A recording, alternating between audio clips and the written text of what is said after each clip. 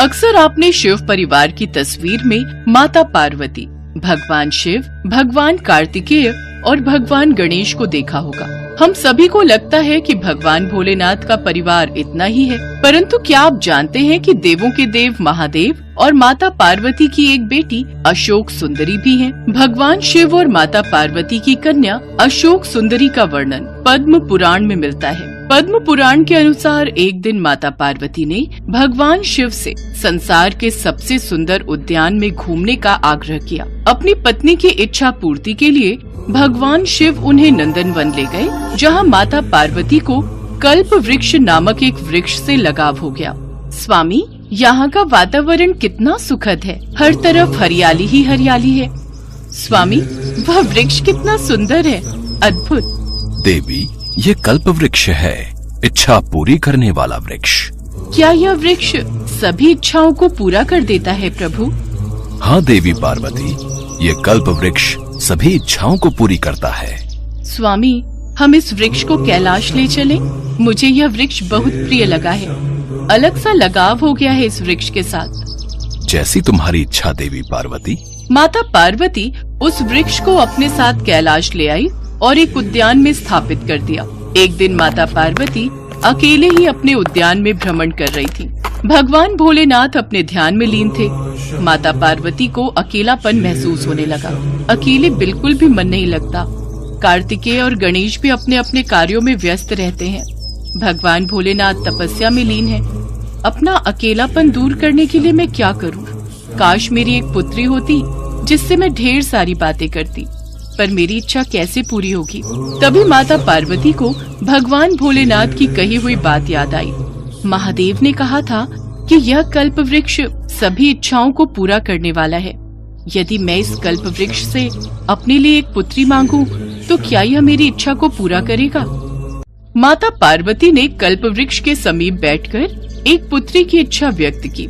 चूँकि कल्प वृक्ष मनोकामना पूर्ति करने वाला वृक्ष था, इसलिए उसने तुरंत ही माता पार्वती की इच्छा पूरी कर दी, जिसके फलस्वरूप उन्हें एक सुंदर कन्या मिली। वह दिव्य कन्या देखने में बहुत सुंदर थी। माता पार्वती ने उस सुंदर कन्या को अशोक सुंदरी कहकर पुकारा। मेरी पुत्री, मेरी अशोक सुंदरी, तुम्हें पाकर मैं बहुत प्रसन्न हूँ। हे कल्प वृक्ष, तुम्हारा बहुत बहुत धन्यवाद। तुमने मुझे ये दिव्य कन्या वरदान में देकर मेरे जीवन में पुत्री की कमी को पूरा कर दिया। अब मैं अशोक सुंदरी के साथ खेलूंगी, खूब बातें करूंगी। महादेव भी अशोक सुंदरी को देखेंगे तो वह भी बहुत प्रसन्न होंगे। माता पार्वती अपनी पुत्री अशोक सुंदरी को पाकर बहुत ही प्रसन्न थी। तभी महादेव भी तपस्या से उठ चुके थे। उन्होंने माता पार्वती से उस कन्या के विषय में पूछा। देवी पार्वती, ये कन्या कौन है? महादेव, यह हमारी पुत्री अशोक सुंदरी है। यह मैंने कल्प वृक्ष से वरदान स्वरूप प्राप्त की है। आप भी तपस्या में लीन रहते हैं। कार्तिकेय और गणेश भी अपने कार्यों में व्यस्त रहते हैं। मेरा मन नहीं लगता, इसलिए मैंने कल्प वृक्ष से अपने लिए पुत्री मांगी।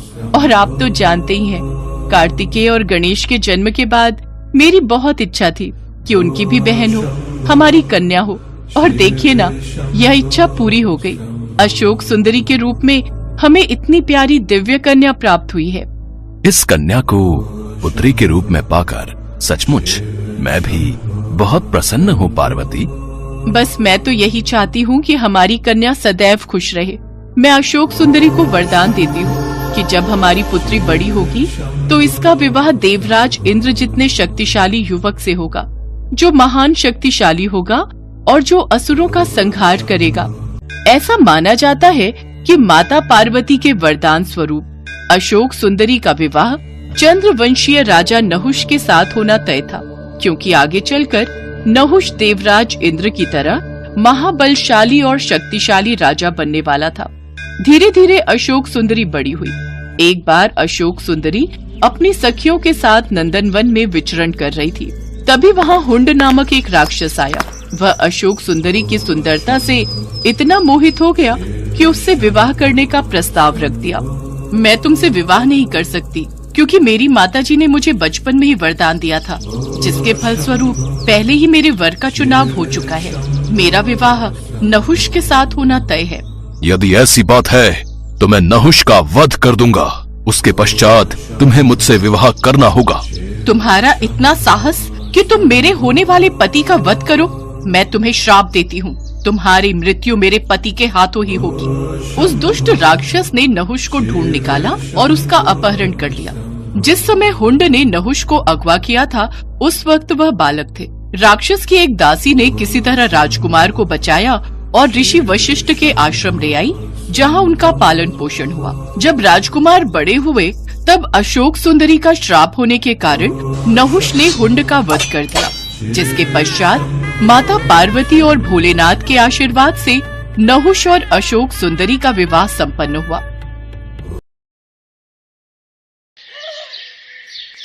एक समय की बात है, मोहनपुर नामक गांव में सदानंद नाम का एक गरीब ब्राह्मण रहता था। वो स्वभाव से बहुत धर्म, कर्म और पूजा पाठ करने वाला था। ब्राह्मण नियम से रोजाना सुबह पीपल के पेड़ पर जल चढ़ाता था। उसी पेड़ पर माँ लक्ष्मी का वास था। एक दिन ब्राह्मण की पूजा से प्रसन्न होकर माँ लक्ष्मी ने एक लड़की का रूप धारण किया और पीपल में से निकलकर उस ब्राह्मण के पास आई। तुम कौन हो बेटी? तुमने मुझे पिता कहा है। मेरा इस दुनिया में कोई भी नहीं है। मैं आपको रोजाना यहाँ पीपल पर जल चढ़ाते हुए पूजा करते देखती हूँ, इसलिए मैंने आपको अपना पिता कहा है। पिताजी, क्या मैं भी आपके साथ आपके घर चलूं? मेरे साथ? पर मेरी तो पहले से ही 6 लड़कियां हैं। अगर मैं इसे अपने घर ले गया तो खिलाऊंगा क्या? हम तो रूखा सूखा खा लेते हैं, पर ये बेचारी रूखा सूखा कैसे खा पाएगी? ब्राह्मण कुछ नहीं बोला और वापस घर लौट आया। अब ब्राह्मण जब भी पीपल पर जल चढ़ाने जाता तो ऐसा हर रोज होने लगा। इसी चिंता में ब्राह्मण बहुत कमजोर हो गया। उसका मन अशांत रहने लगा। एक दिन ब्राह्मण की पत्नी उससे बोली, सुनो जी, क्या बात है? आप कुछ दिनों से अशांत और दुखी दिखाई दे रहे हो। मैं आपकी इतनी सेवा करती हूँ, फिर भी आप इतने कमजोर क्यों होते जा रहे हो? इसका क्या कारण है? आपको कौन सी चिंता सता रही है? मुझे कहिए, शायद मैं आपकी कोई सहायता कर सकूं। यशोदा, कुछ दिनों से मैं जब भी पीपल पर जल चढ़ाने जाता हूँ, उस पीपल में से एक लड़की निकल कर आती है और मुझे बड़े प्रेम से पिताजी कहकर बुलाती है और रोजाना मेरे साथ आने की बात कहती है। अब तुम ही बताओ, हम उस कन्या को क्या खिलाएंगे और उसकी क्या सेवा करेंगे? अरे, तो इसमें चिंता की क्या बात है? जहाँ हमारी 6 लड़कियाँ हैं, वहाँ एक और सही। और उसने आपको पिता कहा है। अब वो हमारे यहाँ आएगी तो अपना भाग्य साथ लेकर आएगी, इसलिए उसे कल अपने साथ ले आना। अगले दिन जब कन्या रूप में माँ लक्ष्मी ने ब्राह्मण को घर साथ चलने के लिए कहा तो वो लड़की को अपने साथ घर ले आया। जिस दिन से ब्राह्मण उस लड़की को घर लाया, उसी दिन से उसके दिन बदलने लगे। यशोदा, तुम्हें पता है, भिक्षा के लिए जहाँ रोज मुझे 1 या 2 कटोरी आटा मिलता था, आज मुझे बोरी भरकर आटा चावल मिले हैं। यशोदा, मुझे तो लगता है कमला हमारे लिए देवी लक्ष्मी का रूप बनकर आई है। वैसे हमारी सब बिटिया बाहर खेल रही हैं, पर कमला बिटिया कहाँ है? रसोई में जबरदस्ती खुद खाना बनाने चली गई है। मैंने तो उसे कहा कि तू अभी बहुत छोटी है, तेरा हाथ जल जाएगा, पर वो नहीं मानी। हम सबके लिए भोजन बना रही है। अच्छा, फिर तो मैं जल्दी से हाथ मुंह धो लेता हूँ। अपनी कमला बिटिया के हाथ का गरम गरम भोजन खाऊंगा।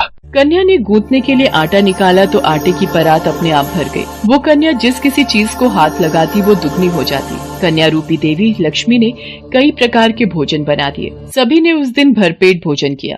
कमला, तुमने तो बहुत ही स्वादिष्ट भोजन बनाया है। पिताजी, फिर तो आप थोड़ी सी दाल और ले लो। सब भोजन कर चुके थे। थोड़ी देर बाद ब्राह्मणी का भाई मिलने गया। यशोदा बहन, कहाँ हो?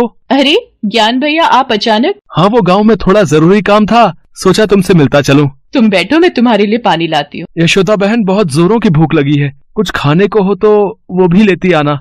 सब तो भोजन कर चुके हैं, अब मैं ज्ञान भैया को क्या खिलाऊंगी? माँ, क्या हुआ? आप क्यों परेशान हो? बेटी, तेरे मामा आए हैं, रसोई में कुछ भी खाने को नहीं है। अब भैया को क्या दूं? उन्होंने खुद से भोजन की इच्छा जताई है। माँ, आप चिंता मत करो, मैं कुछ करती हूँ। कमला तो साक्षात देवी लक्ष्मी थी। वो रसोई में गई और अपने मामा के लिए स्वादिष्ट भोजन बना लाई। उन्होंने खुशी खुशी भोजन किया। शाम हुई तो कमला ब्राह्मणी से बोली, माँ, आप दिया जलाकर यही कोठरी में रख दो, आज मैं यहीं सोऊंगी। पर कमला बेटी, तू अभी बहुत छोटी है, यहाँ अकेले कैसे सो पाएगी? तू डर गई तो? माँ, आप चिंता मत करो, मैं नहीं डरूंगी। यशोदा को समझाकर कमला बनी लक्ष्मी माँ कोठरी में ही सो गई। आधी रात को कन्या के रूप में माँ लक्ष्मी उठी और कोठरी में चारों ओर देखने लगी और देखते ही देखते कोठरी में धन दौलत और अनाज के भंडार भर गए। माँ लक्ष्मी अपने देवी रूप में आ गई और वहाँ से जाने लगी। तभी ब्राह्मण ने उन्हें आवाज लगाई, देवी लक्ष्मी, आप मेरे घर में एक कन्या के रूप में बेटी बनकर आई और मैं आपको पहचान भी नहीं सका। हे लक्ष्मी माँ, हम पर कृपा करो। हे देवी लक्ष्मी, हमसे कोई भूल हुई हो तो हमें क्षमा कर देना। तुम दोनों ने तो मेरी बहुत सेवा की है और मैं तुम दोनों की सेवा से बहुत प्रसन्न हूँ। तुम दिन रात पूजा पाठ में ध्यान लगाते हो, मेरी पूजा करते हो, सबका भला करते हो। तुम्हारा स्वभाव बहुत ही दयालु है।